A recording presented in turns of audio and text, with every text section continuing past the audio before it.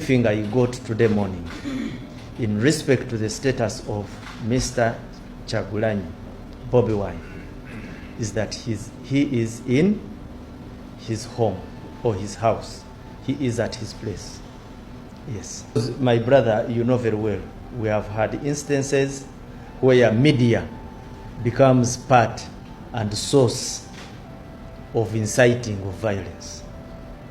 Now, what you need to know as a whole is that all our actions have one end state, have one specific objective, to ensure that nobody destabilizes our security. Not a journalist, not any form of reporting, not any citizen, not even Kyagulanyi himself. So we shall, and I repeat, all our actions shall be geared at preventing any individual or group of individuals from inciting violence. So if in our intelligence estimates and predictions is that the movements of the fourth estate is in any way going to propound, is going to incite, is going to have an effect on violence, we certainly shall take countermeasures, which may include certain measured restrictions. So we are not allowed to access you? We shall come out clear on that. Read my statement. I don't know if you have seen a couple of videos circulating on the social media where Bobi Kyagulanyi, who is a wife to Robert Kyagulanyi, was screaming out in the night and saying some men have accessed her home and they want to break in, they want to assault her, something like that. She could clearly hear in her voice that she was scared, and she was just asking the men, what do you want from us? What do you want in my home? What do you want in my compound? The videos are all over the social media, and I think also Bobi Wine posted on his socials. I saw her brother-in-law, Dax Vibe, had also, posted that Bobi Kyagulanyi was being kidnapped, help people. And then I also saw some posts by Solomon Kampala, who is a son to Bobi Kyagulanyi, saying, oh my God, something is happening to my mother. I do not know if she's okay. Guys, do help, something like that. So when I saw the post in the morning, first of all, I was like, okay, what is going on? Remember the last time I posted up about Bobi's situation and how she had said she didn't have food. She was talking to religious leaders, mind you, and I posted it up. Not most of you, well, some of you were saying, oh, Lucky, this is politics, it's just comedy, just leave them alone. I'm like, I cannot hear a woman cry like that, and I just sit here comfortably, and yet I actually know her. I'm not going to deny her just because she's in that situation. I actually know her. I have met some of her children, literally some of her children who are going in the same school with my kids at one point, and every day I would go visit my children. I would run into one of the children and we would have a conversation, talk and hug. Now, how can that mother be in this situation and you expect me to be quiet and not at least say something about her, not anything else? You know what I mean? And somehow you think this is political. Anyway, sorry, I went off a little bit. So last night, they came into her home. That's a fact. From what I've heard so far, they entered the house, they accessed it. Bobi was there with some other people, and I think they took gadgets, maybe and some things there, because maybe they needed them for some sort of security purposes, I don't know. And from what I hear, they had asked her for something, whether a password to one of the gadgets, and I think there was a bit of resistance there. And from the reports that I've heard, she was allegedly assaulted. That is Bobi Kyagulanyi. And allegedly, she is in a hospital receiving treatment because she was allegedly badly beaten. This is not about politics. This is about humanity. Video eno gisevinge. Bino byogenda okuwulira mbijje ku muntu wa munda nnyo mu famire. Bino byonna byolaba ebigenda mu maaso. Firimu ezikuteekateeka. Omubanda okuyitamu n'omunyago gwe. Mujja kugamba nabagamba. Naye Bobi Wine tadda mu kalulu. Missoni ye yawedde. Bino byonna byolaba bye bakola. Mukyala we mumumanyi mulungi nnyo mu kuzannya firimu. Bayinanga programu ku Bukedde. Namba ng'alina episode ye muwandiisi. Bwe bazannya firimu mu maka gaabwe. Kati bino si bipya. Naye biteekateeka gwe. Oli ayitemu agende mu Amerika abeere mu maka ge ng'akugamba nti Museveni amunoonya nga talina na kyamwagaza. Bakuteekateeka amawulire obutakuyisa bubi mugambe nti Bobi Wine yagenda mwekiza yiro nga bamunoonya naye nga teri amunoonya. Agenda aconcentrating ali omunyago gwe kubanga Missoni 226 yawedde. Takyalina ddiiro na Museveni. Mujja gamba nabagamba. Bino byonna firimu zoolaba zikuteekateeka. Teriiyo musajja ayinza kuleka famire ye na mukyala we mu nju n'addeeyo mu kwekweka mbu waliwo amunoonya nga taliiyo. Museveni amunoonyeza akyakalulu kaggwe. Intaneti kweri lwaki talagaawo kiddako. Akuteekateeka ayitemu abeere mu Amerika nga namuno mu Uganda ajja asooba busoobi yeeriire ssente ze ayagala kudduka byabufuzi. Anti muli basiru. Missoni yaabwe yali yakujjawo bannabyabufuzi ab'enkukunala nga Dr. Besigye n'abalala aba Buganda. Missoni yawedde, Museveni yamugjeemu, ateekateeka ngenda ye kulimbalimba bantu nti ali mwasayira mu nti waliwo amunoonya naye ng'ali ku musimbi alya. Bampita Calvin Kayanja. Muligamba omusajja yatugamba ow'omutwe omunene Calvin Kayanja yatugamba. Muligamba nabalabula, muligamba nalagula, naye zonna sayini ne firimu ezizannyibwa zikuteekateeka. Omukulu ayitemu agenda alye ssente ze nga teri amukuba ku mukono. Abanayuganda abamu ku mmwe abali mu kubeera nga mupostinga ebyekisiru obudde buno mba sikutegeera. Nga tukula twakulanga ne maama ne taata n'abaana. Ng'okula ne bazadde bo bombi. Obudde buno we no longer have that chance. We no longer have that chance. Abaana abawala bafumbirwa ng'omusajja ali bweru. Nga yali yekka n'abaana. Ne obwo bufumbo ki? Si kwagala eba mbeera yebeeganye. Abaana tubazaala ne tubaleka eka. Ffenna ne tugenda ku byeyo. Si kye tuba twagala. Bannange mbadde wano ne neebuuza nti mwami Kyagulanyi Bobi Wine pulezidenti w'ekibiina ekya NUP batugamba ali mu Haiti era takyusa na ngoye musajja wattu. Naye ng'ate interviews akola eno akola eri.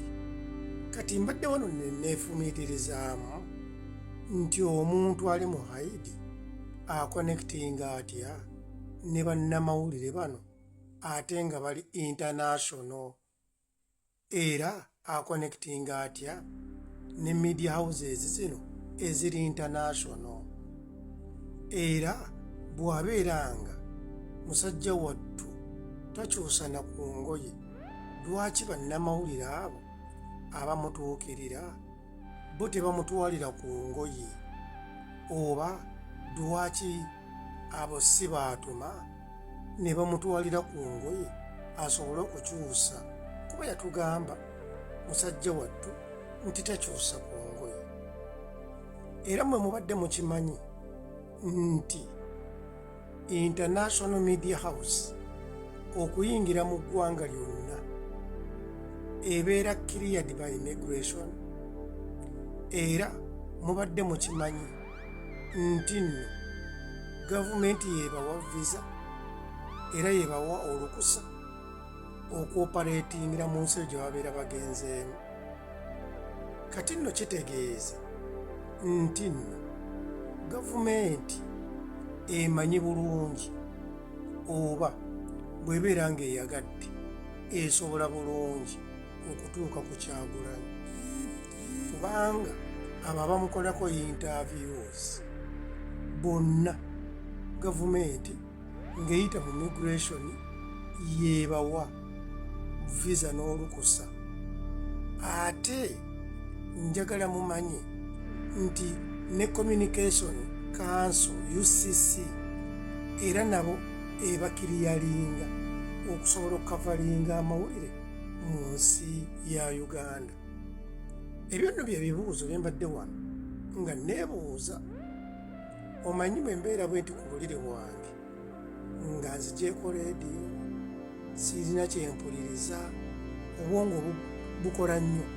Kati era mbadde wano ne ŋŋamba naye ddala essaawa zino ani pulezidenti w'ekibiina kya NUP bwe bayita acting?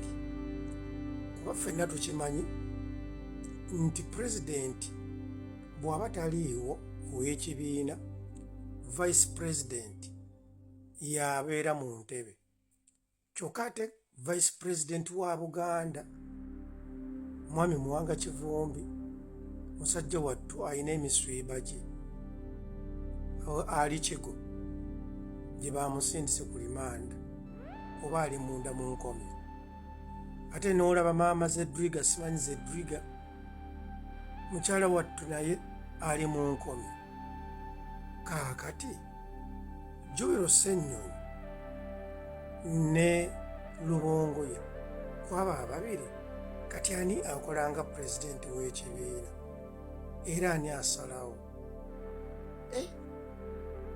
Kubanga bannange Waiswa Mufumbiro ali Indaani,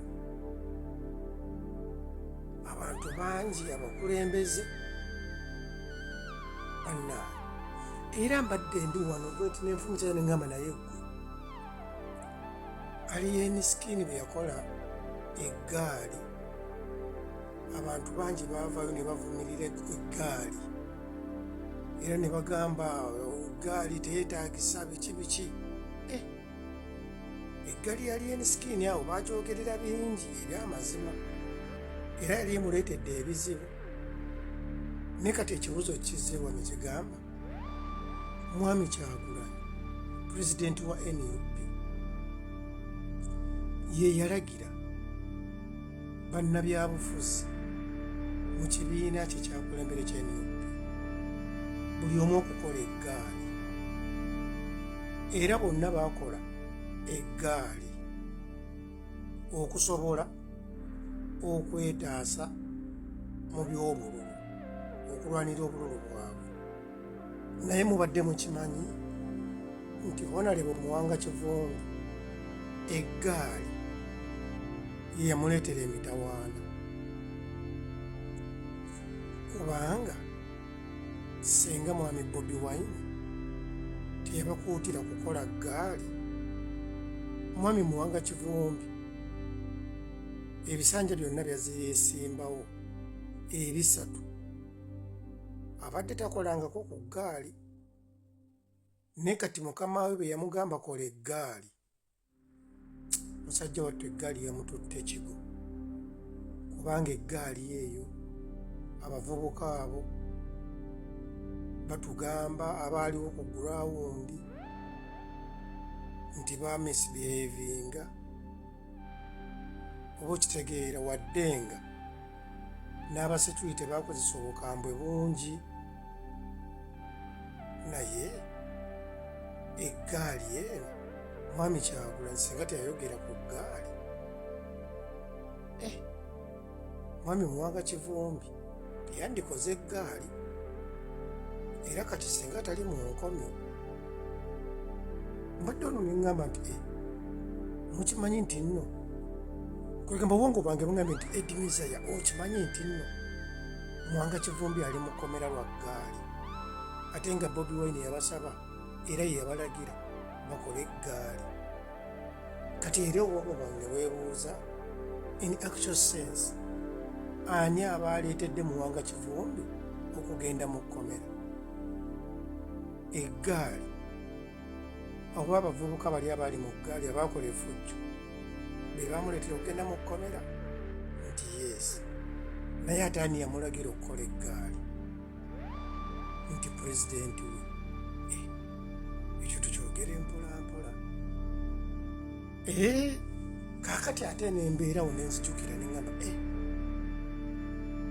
abavubuka bano bamufumbiro ba Edi Mutwe twala tugende Madaada n'abalala bangi nga be mubamanyi ba Bobi Yanga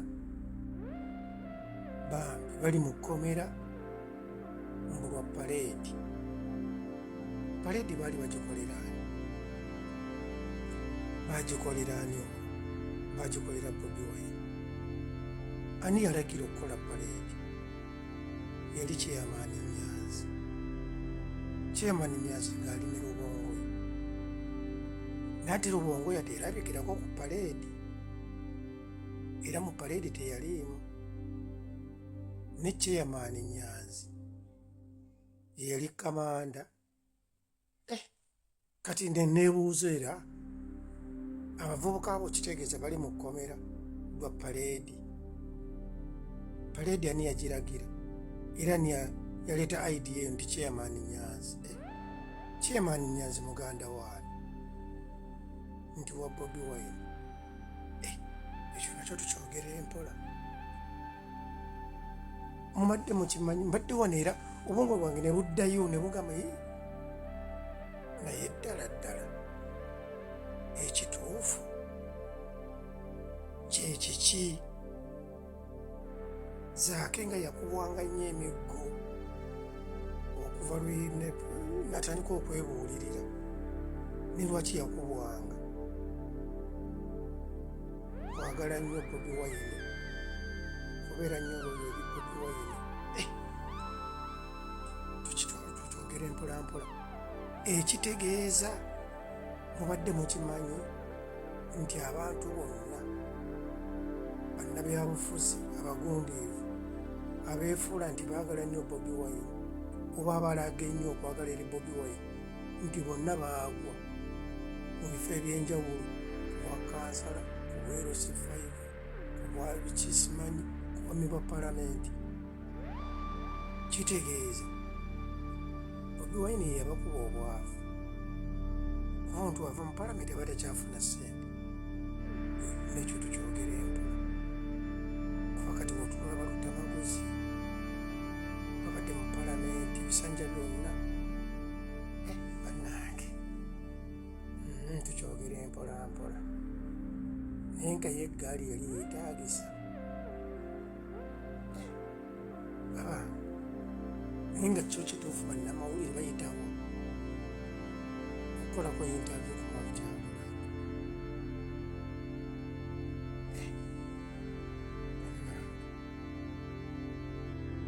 ebintu nga bifuuse byakaweereege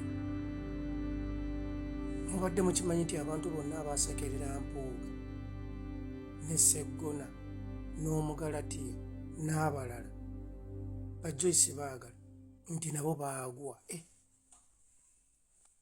era mubadde mukimanyi nti nno omusajja gwe bayita Walukagga yeewaddeko obujulizi nti baamuwa ssente okuwagira Abalungi abatuuliriza era abatulaba olunaku olwaleero tukyaddeko ewa Sheikh Asiraf Dembe. Sebo nsanyusa okubalaba. Amannya agange nze Sheikh Asiraf Dembe. Akola ku bizibu by'enjawulo. Omuntu singa aba alina ebirwadde musomereddwa tunywa amazzi ga lukuya nga bw'obadde ogalaba. Tugenda abantu ku kyoto ne twokya emizimu emibi egibabaamu.